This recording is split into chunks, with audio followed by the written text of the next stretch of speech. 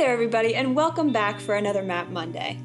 Being from the East Coast, I've always felt that this week's species is pretty special. It is the only puma found east of the Mississippi River. Have any idea what it could be? If you guessed the Florida panther, you're spot on. Did you know that these cool cats actually have more in common with your pet cat than with lions or tigers?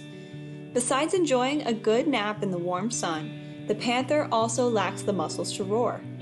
Needing to eat about 40 to 50 deer-sized animals each year, the panther is also at the top of the food chain. But more importantly, they are an umbrella species. That means that protecting Florida panther and the wild territory that they need also brings protections that many other species rely on. Defenders of Wildlife has played an integral role in securing protections for Florida panther for over 4 decades now, since we first lobbied for it to be listed under the Endangered Species Act. We have been fighting for the panther ever since. The Florida panther once ranged throughout the southeastern United States, but today it can only be found in southern Florida. That's less than 5% of its original range. Populations began to decline with European colonization as they were seen as a threat to humans and livestock, so they were heavily hunted. By the mid-1950s, there were so few panthers left that they were nearly extinct. The population has since rebounded to an estimated 120 to 230 adults. However, this cat is not out of the swamp just yet, as current threats to the panther persist. Panthers will need to expand their range northward to continue on a path to recovery. And evidence of such attempts exist. In 2017, panther kittens were found north of the Caloosahatchee River for the first time since 1973. This means that a female crossed the river to mate, something that scientists have been hoping to see for more than 2 decades. The greatest threat to Florida panther is the destruction and fragmentation of their habitat. This problem is exacerbated by the growing human population in the region. Florida recently surpassed New York as the 3rd most populous state in the nation, with more than 21 million people and growing by 1,000 people per day. More roads and housing developments means less intact habitat for the panther, who need 200 square miles each. That's almost the size of Chicago.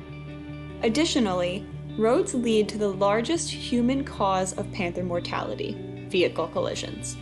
In 2019, 24 panthers were killed by just crossing the road. Of the 10 panthers that have died so far in 2020, 9 were killed by collisions with vehicles. Defenders is part of a collaborative effort to help refine maps of panther hotspots to guide decisions for locating wildlife crossings. In addition to ensuring safe passage for panther, Defenders Panther Recovery Program also works to preserve and expand habitat and build social acceptance of panthers in local communities. Let's chat with Elizabeth Fleming, our senior Florida representative, to learn more. Thanks, May. The Florida panther has increased in population over the last few decades. And while this is very good news, it still remains critically endangered and faces a number of threats. Our work to recover the panther has never been more important. In order to remain on a path to recovery, the panther needs to expand its range northward. We need to help the animal get across busy highways, and we need to help people coexist with panthers, and we need to conserve additional habitat. While all of this is ongoing, just last year our governor approved a new project that could result in more than 300 miles of additional highways, extending the length of the state of Florida from where the panthers occur in southwest Florida to where panthers need to expand into in North Florida. So while we continue to try and recover the panther and reduce the threats, we'd like you to be able to join us, and you can learn about more of our work on our Florida Panther Story Map and on our website, as well as our Facebook page. Thank you. Thanks, Elizabeth. So if you want to read more about the Florida panther or support some of the incredible work Defenders is doing to restore and connect their wild habitats, check out our story map on coexisting with Florida panthers.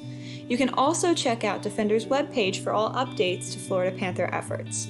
And if you happen to live in southern Florida, Make sure to drive slow in Panther country and report any sightings to the Florida Fish and Wildlife Conservation Commission. Thanks for watching, and we hope you're all staying safe and healthy.